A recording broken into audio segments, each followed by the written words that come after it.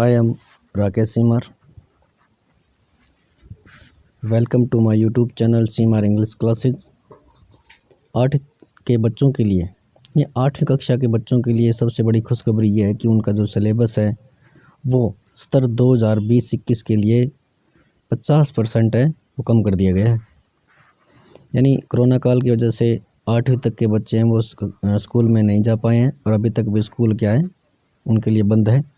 तो सेशन 2020-21 के लिए उनका जो सिलेबस है वो 50% है, वो कम कर दिया है। देखिए जैसे कि निकल कर सामने आ रहा है, जैसे कि राजस्थान राज्य शैक्षणिक अनुसंधान एवं प्रशिक्षण परिषद उदयपुर शैक्षणिक स्तर 2020-21 के लिए संक्षिप्त पाठ्यक्रम कक्षा 8, यानी उनका जो विषय है इंग्लिश, यानी इंग्लिश ही नहीं सभी विषय है उनका 50% कोर्स है वो कम कर दिया गया है।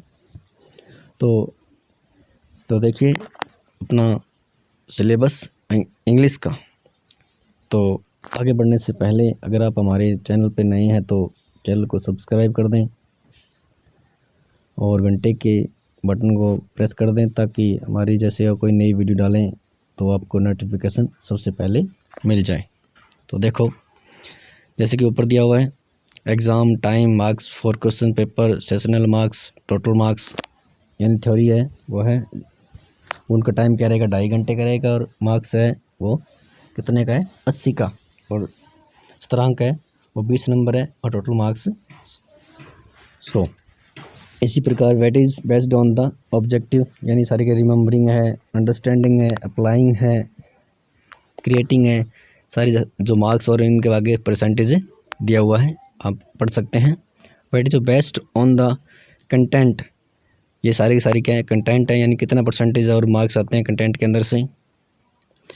तो आगे देखो अब आती है बात चैप्टर्स की, यानी जिस चैप्टर के सामने नेम ऑफ चैप्टर है, स्टेटस है, इलेक्टेड पीरियड्स है, इलेक्टेड मार्क्स है, यानी जिसके सामने जिस चैप्टर के सामने यस लिखा हुआ है वो सिलेबस है आपके और सिलेबस में है, और जिसके सामने रिमूव्ड लिखा हुआ है वो चैप्टर आपके सिलेबस में नहीं है।